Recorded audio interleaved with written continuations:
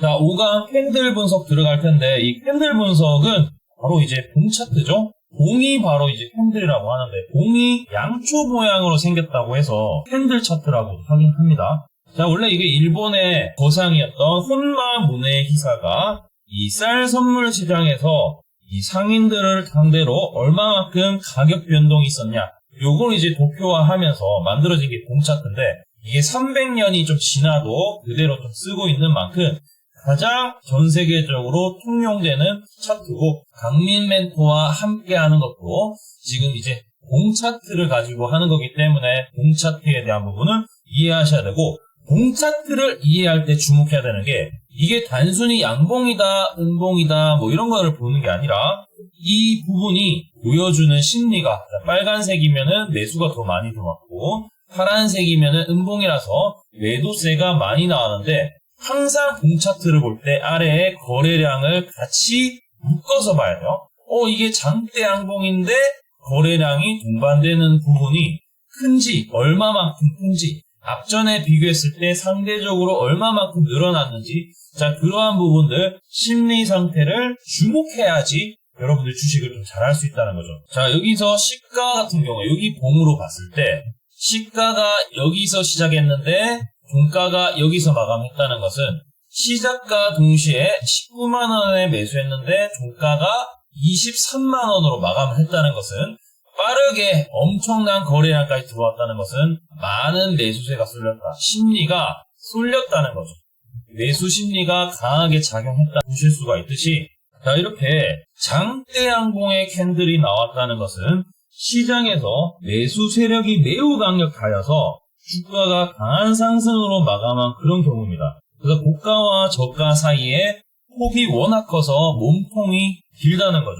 엄청나게 길죠. 자, 이게 이제 장대 양봉이고 강한 양봉이라고 보여주는데, 일정 기간에 이렇게 하락을 하다가 장대 양봉이 뜨는데, 자, 이러한 음봉들을 완전히 소화했다. 그러니까 여기서부터 시작을 해서 여기까지의 이 폭을 다 삼켰다. 이 몸통이 삼켜버렸죠. 넘어섰죠, 여기까지. 그러면 여기까지에 대한 음봉을 먹었다는 것은 엄청나게 강한 심리가 들어왔다라는 부분을 이해하실 수 있고요. 자, 이렇게 되면 전형적으로 상승 신호고, 이때부터 매수 타점을 잡아도 상승하는 분위기가 단기적으로 좀 이어질 수 있고, 실제로 현대차 같은 경우에 주봉을 보더라도 일정 부분 상승이 좀 길어졌었죠. 자, 반대로 카카오 같은 경우에는 이렇게 장대 음봉이 이렇게 나와줬었는데, 이때 장대 음봉 같은 경우에는 매도 세력이 매우 강해서 주가가 크게 떨어져서 마감한 그런 경우죠. 전형적으로 약세를 의미하는데, 자, 이게 이제 특징적인 부분 중에 하나가 고가와 저가 사이에 이 폭 있죠? 이 폭이 크고 전형적으로 약세 마감을 하는데, 이렇게 저가와 종가가 여기 저가죠? 그리고 종가도 여기서 마감을 했다. 자, 이렇게 같은 경우에는 주가가 다음 날에도 바로 하락하는 경우가 상당히 많고, 우려가 심해서 종가에도 시장가 매도로 이어졌기 때문에 하락이 보통 다음 날에 이어지는 경우가 많다는 겁니다.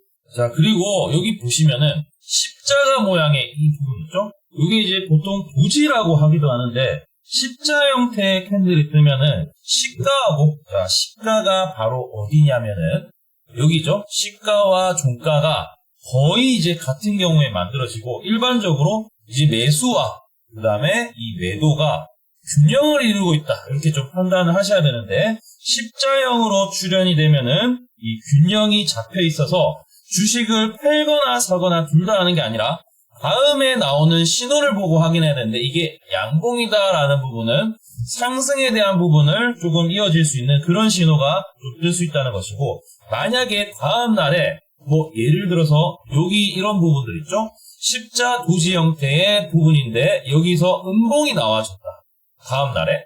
그러면 이제 다음 날에도 추가적인 하락이 나와주는 경우가 상당히 많다는 거죠. 여기도 보시면은 상승하고 바로 다음 날에 도지 캔들에 그 다음 날에 상승했으니까 다음 날에 이렇게 상승하는 경우 상당히 많은데, 자, 이러한 부분들 심리적으로 여러분들 판단하시면 될 것 같아요. 매수와 매도가 균형을 이루고 있는데 사는 사람도 많고 파는 사람들도 팽팽하게 움직여서 다음 날의 이제 심리를 통해서 어디 쪽의 균형이 더 팽팽한 게 아니라 한쪽으로 조금 몰릴 수가 있다. 자, 그래서 도식 캔들이 뜬다. 음봉이든 양봉이든 이게 빨간색이든 파란색이든 이 십자 도지 형태는 바로 변곡점이 될 수 있다. 그래서 다음 날에 또 잘 봐야 되고, 자, 이러한 캔들 모양인데 거래까지 늘어난다. 예를 들어서 여기 뭐 보시면은 도식 캔들인데 거래가 바닥에서 늘어나죠. 그러면은 이건 뭐다? 급등할 수 있는 그런 가능성이 높은데 실제 엄청나게 반등이 세게 나왔던 것처럼 이렇게 도식 캔들인데 이 도식 캔들에서 바닥에서 거래량이 많이 발생하고 추세가 막 전환된다. 자, 그런 것들은 반드시 관심을 가져야 된다라는 거 팁 하나 알려드렸습니다. 자, 그리고 비석 십자형이라고 해서 여기 보시면은 비석 모양 있죠? 이게 이제 바로 보통 비석이라고 하죠. 엉망치형이라고 얘기도 많이 하는데 이러한 부분은 종가와 시가와 저가가 일치하는 형태인데 이런 봉이 나오면은 강력한 보통 매도 신호가 뜨는데 자, 근데 이게 당일날만 이제 생각하시면 되고 그 다음날에 또 한 번 이게 또 나온다. 그러면은 이게 문제가 되면서 이렇게 주가가 하락하는 경우가 많이 나오죠. 반대로 여기 보시면은 반대로 이제 뒤집었을 때 망치형, 영망치형에서 망치형으로 이제 다가갔을 때 이게 이제 잠자리형이라고도 하고 뭐 망치형이라고 하는데 시가와 고가와 종가가 일치하는 형태로 하락 추세에서 마지막 국면에서 보통 이런 게 나타납니다. 자, 그래서 이게 출현하면은 빠르게 추세가 전환할 수 있는데 다음날 보통 이렇게 상승하는데 여기서는 뭐 어떻게 됐다? 반대로 또 영망치가 떠버렸기 때문에 이거는 올라갈 줄 알았는데 실망 매물이 쌓여서 주가가 빠진 경우죠. 자, 그러면 그러한 부분들을 한번 보겠습니다. 또 망치형이 있나 이렇게 좀 살펴보면은 여기 망치형이 하나가 있죠. 여기 망치형이 딱 나오는데 이 망치가 길면 길수록 보통 다음날에 그 다음에 조만간의 심리가 좋아질 수 있는데 자, 이러한 부분들 바로 반영하듯이 바로 이렇게 상승이 강한 상승이 한방 나와줬던 것을 보실 수가 있다는 거죠. 자, 그리고 여기 하나가 보이는데 이게 이제 바로 교수형이라고 하는 건데 아래 꼬리가 달리 자, 여기 보시면은 아래 꼬리가 달리면은 항상 뭔가 이게 빠졌다가 반등이 나오니까 좋을 수도 있다라고 생각하시는 분들이 많은데 요거는 상승세가 끝나고 하락세가 보통 나오는 그런 신호가 많이 됩니다. 자, 그러면은 그 전날에 양봉이 떴어요. 거래량이 동반되었죠. 그런데 다음날에 상승하는 것은 좋았는데 상승세가 이어갔었는데 다음날에 보니까 시가 자체가 갭상승한 게 아니라 그냥 어제 종가에 그냥 시작을 해서 주가가 바로 밀렸는데 아랫꼬리 달면서 반등이 바로 나와졌어요. 이런 경우 같은 경우에는 좋다고 보기보다는 도수형이라고 하면서 아래 꼬리가 달렸던 양봉이면 괜찮은데 종가가 음봉으로 마감했다는 것은 약간 찝찝한데 보통 이런 게 하락의 신호가 시작될 수 있는 그러한 부분이기 때문에 이런 것들 교수형이라고 기억을 해두시면 좋을 것 같습니다. 자, 그리고 이러한 캔들 중에서 이게 고점인지 저점인지 모르는 상태에서 여러분들이 이렇게 도지 캔들이 뜨는데 도지 캔들이라고 아까 전에 말씀드린 십자도지인데 그 다음날의 방향성을 본다고 했었는데 그 다음날에 하락이면은 이제 하락으로 가는데 그것도 모자라서 이게 완전히 음봉이 크게 뜨면서 상승 막바지의 이러한 부분들이 보통 많이 나오는데 이걸 이제 보통 하락 장악형이라고 표현을 합니다. 이 하락 장악형 같은 경우에는 첫째 날에 바로 이 봉 같은 경우에 이전 날에 상승이 이제 유지가 되고 있다가 갑자기 시가가 어떻게 시초가가 상승했으면 그대로 상승세가 이어가야 되는데 그러지 못하고 종가가 이전 저점을 깨져버렸죠. 그러면은 이게 뭐다? 엄청난 음봉이 하락을 장악했죠. 도지로 어떻게 보면 변동성이 커질 수 있다는 걸 예고했는데 그 다음에 음봉인 것도 모자라서 장악을 해버렸다. 하락 장악형이라고 하면서 요거는 뭐다? 바로 강력한 매도 신호다라는 부분을 인지해 두시면서 자, 이런 것들 기억을 해두세요. 아, 도시 캔들 다음이 중요한데 이게 음봉인 것도 안 좋은데 이게 음봉을 떠나서 엄청나게 장악을 해버렸다. 그러면 이거는 하락이 뭐한다? 시작을 알릴 수 있다라는 부분을 기억을 해주시면 좋을 것 같습니다. 자, 그리고 우리가 주식을 할 때 이렇게 갭으로 상승한다는 말 많이 들어보셨죠? 이렇게 공간이 비어있다는 건데 자, 이게 발생하는 이유가 뭐냐면은 이 틈이 발생한 거죠. 이게 만약에 반대로 하락을 하게 되면은 갭하락이라고 하고 이렇게 상승을 하게 되면은 갭상승이라고 하면서 갭이라고 얘기를 많이 하는데 이 갭상승이 발생한 이유는 주식을 보유하는 투자자들이 장이 열림과 동시에 동시호가 시장 바로 고가의 높은 가격에 시장가 매수세가 강하게 보통 유입되는 경우가 많은데 자, 이날의 종가가 시가보다 더 높은 가격으로 보통 마감을 하게 되면은 이게 이제 갭상승으로 얘기를 하고 자, 우리가 갭상승할 때 요건 이제 팁인데요. 갭상승하고 나서 잠깐 이렇게 빠지는 부분이 보통 나오는데 갭상승하고 아래 꼬리가 달리던 윗꼬리가 달리던 아래 꼬리 달렸을 때는 항상 여기에 저가를 체크합니다. 그래서 만약에 이게 뜨기 전이라고 가정해 볼게요. 뜨기 전에 아침부터 이게 막 활발하게 움직이다가 갭상승을 했습니다. 갭상승을 하게 되면은 이 갭상승 시작을 여기서 해서 종가가 여기 마감했다는 거죠. 그런데 보면 여기서 내려갔다는 것은 장중에 여기 음봉이 한번 나왔다는 건데 음봉이 나왔다가 마지막에 이렇게 말아 올리면서 상승했다는 건데 그러면은 여기 선을 하나 긋고 나서 이 선이 바로 안 깨지는지가 중요한데 깨지면 어떻게 되겠어요? 실망 매물이 나오면서 주가가 빠지는 경우가 많이 생기겠죠.